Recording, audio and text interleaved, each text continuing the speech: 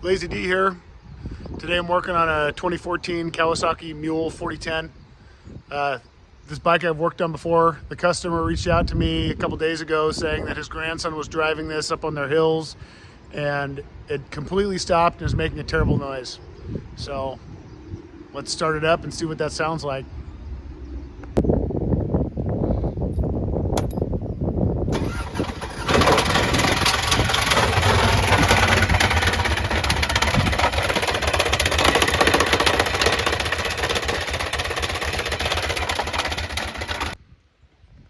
So obviously that sounds pretty bad. To me, it sounds like it's coming from the clutch and belt area.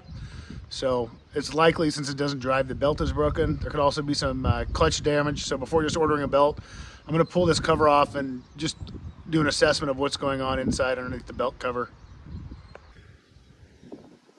I'm looking at the driver's side of this Mule here, and this kind of goes against my rule of trying to wash things before I work on them, but being that this one doesn't drive, it's not the easiest thing for me to get it to where I wash them and back. So I'm going to pull this some of these trim pieces off and this filter housing here. I'm not going to record doing it all, but I'm going to point out the hardware that I'm going to need to take out to get these off. So there's a couple number 3 Phillips I got to take off here, a few 10 millimeters that hold this little bracket that the plastics attached to.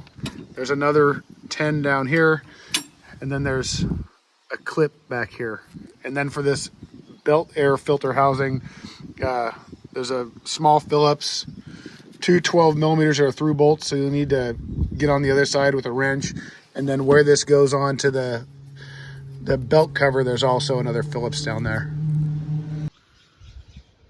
So I got some of the splash guards and the belt air ducting out, and before I even take the cover off, if you look inside, you can see there's a lot of this furry material. There's some I just pulled out. That's a definite sign that the belt is toasted. Now I'm going to proceed with taking the belt cover off. Just go around the perimeter. They're all 10 millimeter heads.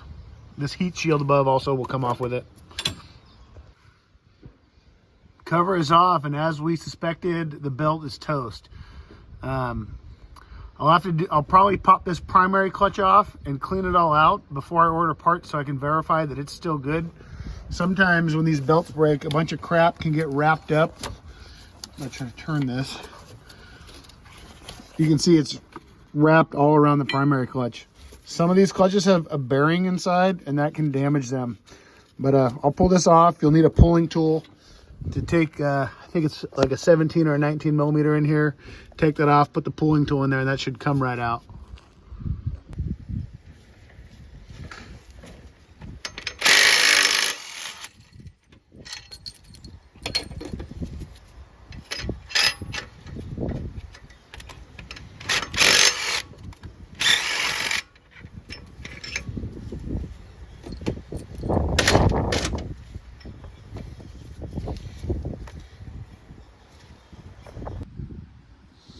So I cleaned out this clutch.